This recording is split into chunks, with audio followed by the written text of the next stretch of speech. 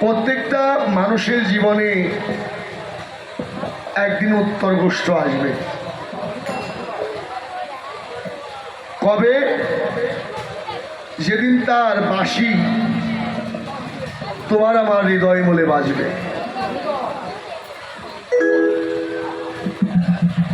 যার বাজে সেই চলে যায়, বলার সময়ও থাকে না। এই লীলাটা কেন করলেন ভগবান? শুধু জীবকে মনে করে দেওয়ার জন্য, যেই জীবনে তোমার সব থেকে আপন হলো মৃত্যু। আমরা ভাবি যে আমাদের আপন স্ত্রী, পুত্র, কন্যা, কিন্তু না, এরা অনেক দূরে। আমার দেহের আপন হলো ইন্দ্রিয়, নয়ন, নাসিকা, চক্ষু, কর্ণ, এরা হলো আমার আপন। এরাও একদিন আমাকে ছেড়ে চলে যায়।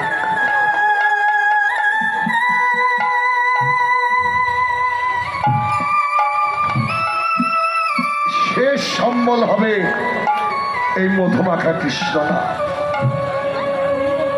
ভগবানকে কথা দিয়েছিলাম, তাই ভগবান আজ সুরধ্বনির তীরে বসে আমাদের ডাকছে, কিন্তু মায়ার প্রলোভনে পড়ে সেই ডাক আমরা শুনতে পেলাম না।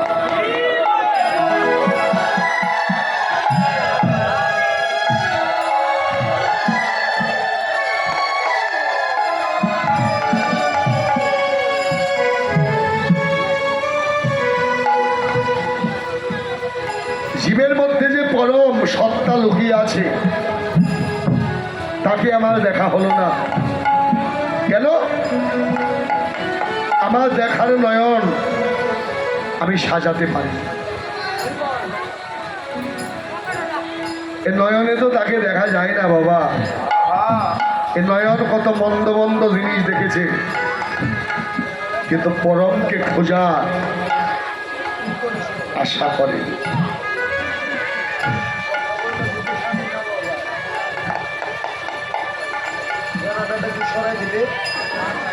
জীবনে পরমকে ভালোবাসতে হলে হৃদয়ের প্রয়োজন। হৃদয় আমাদের ছিল, কিন্তু হৃদয় হয়ে গেছে দূষিত। আমরা এই হৃদয়ে যাদের ভালোবাসলাম, তারা কেউ আমার আপন হবে না।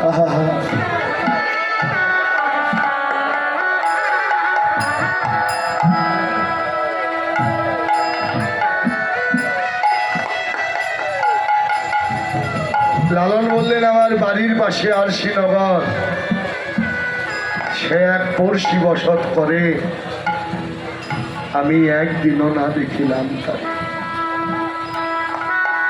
আমার বাড়ির পাশে ছিল, কিন্তু সে আমার কাছে থেকেও তাকে আমার দেখা হলো না। কেন? আমি আমার নয়নকে সাজাতে পারিনি। এই নয়নে তাকে দেখা যায় না। এটা হলো কামনার নয়ন। এই নয়নে যা দেখবেন শুধু লালসা বাড়বে।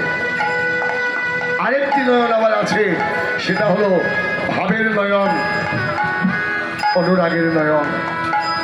সেটা গুরুর কৃপায় লাভ করতে হয়, কিন্তু গুরুর কৃপাও হলো না, আর সেই ভাবের নয়ন আমার লাভও হলো না।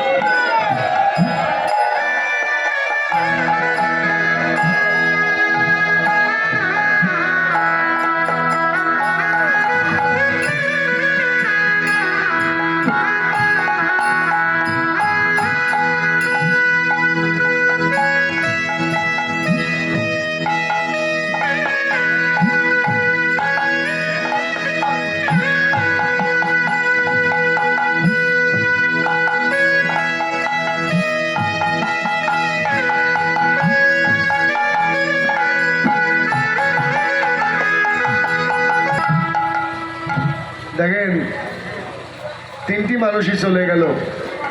আমার গুরুদেব কৃষ্ণ গোপাল আসলে যারা সাধক তারা বলে কয়েই চলে যায়।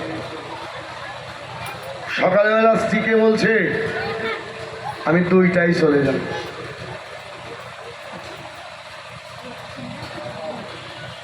তবে তোমার কাছে একটি কথা, আশেপাশে যে ভক্ত আছে ওদের দেখো,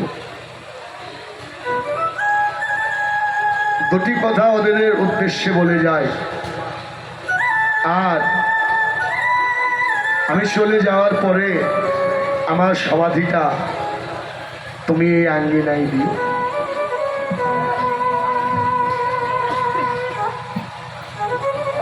যদি কোনোদিন কখনো তোমার আমার কথা মনে পড়ে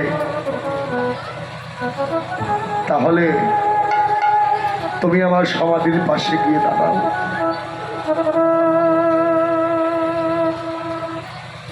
তোমার হৃদয়ের অনুভব যদি গুরুর প্রতি হয় তবে হৃদয় মাঝেই তুমি আমাকে দেখতে পাবে।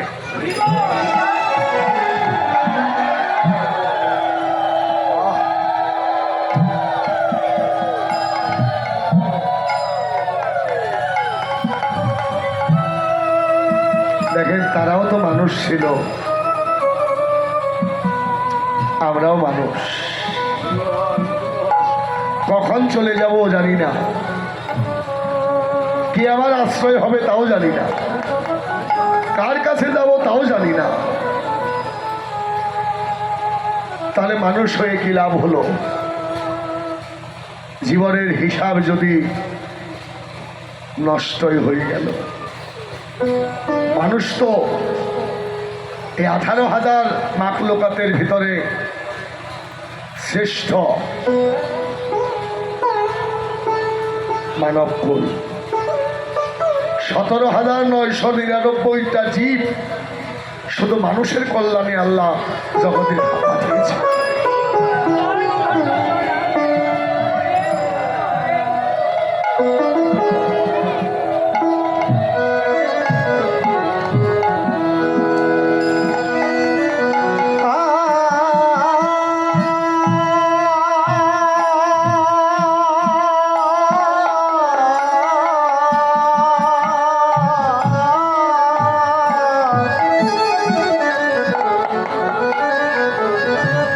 শ্রেষ্ঠত্ব জন্ম পেয়েও আমার দেহটা গুরু গোবিন্দ সেবাই লাগলো না। কি লাভ হলো এমন জন্ম পেয়ে? পশুত্ব জন্মই তো ভালো ছিল।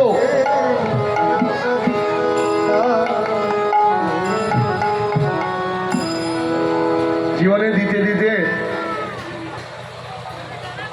জীবন পারে তাকিয়ে দেখি আর জীবনের বেলাটাই নেই। স্বামী চাই, স্ত্রী চাই, পুত্র চাই, কন্যা চাই, ভাই চাই, কিন্তু জগতে কেউ দিতে শিখল না।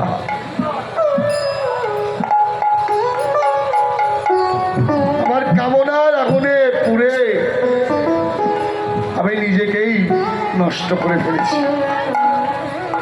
আমার গুরুদেব বলছে যে যদি তপ্ত লোহায় হাতটা দাও তোমার হাতটা পুড়ে যাবে, কিন্তু কামিনীর আগুনে যদি একবার ঝাঁপ দাও তাহলে তোমার হৃদয়টাই পুড়ে শেষ হয়ে যাবে।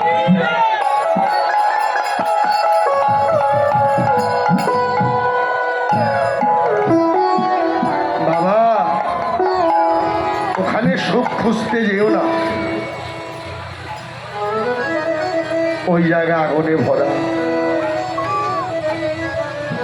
সুরে যদি চুরি করে তাহলে ঘরটা বাকি থাকে, কিন্তু আগুন যদি একবার দাহ করে তবে কিছুই থাকে না।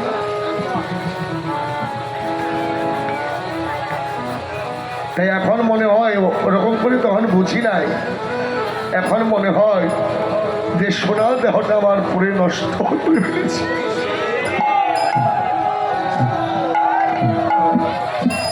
উপায় এখন আমার উপায় কি?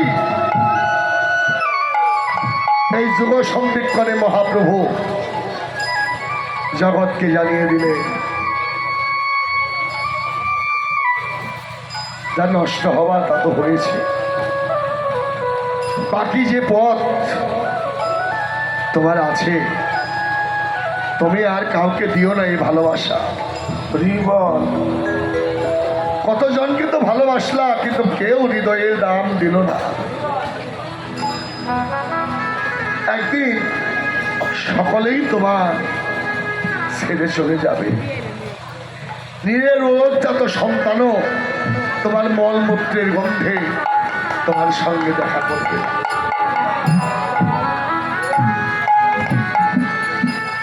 বাকি যে সময়টুকু আছে, তুমি ভক্তের কাছে ছুটে যাও। হৃদয়ের ব্যথাটা ভগবানকে সঁপে দিতে না পারলেও ভক্তের চরণে সঁপে দাও। তার দুফোঁটা নয়নের জল ওই চরণে সঁপে দিয়ে বদনে বল হরি বল, হরি বলে, হরি বলে। তুমি একবার নদের ধোলাই পড়ে যাও গো হরি।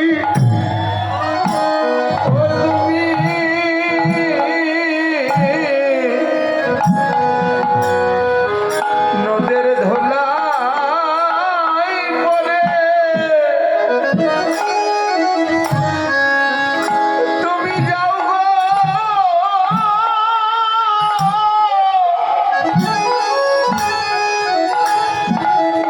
যাও গো গরি।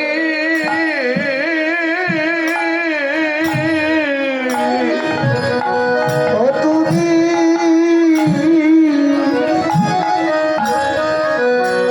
তুমি নদের ধোলাই ওরে,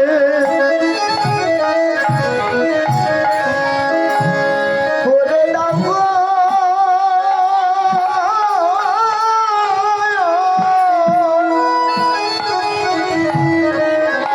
ওরে দাও গো গরি।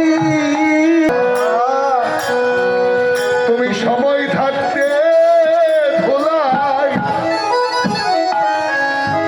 দাও গো হরি। ও তোমার কোনা দিনকে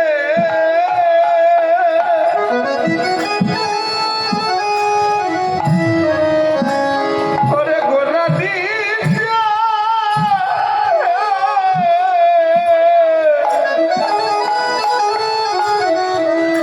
তোমার ফুরাইয়ে গেল।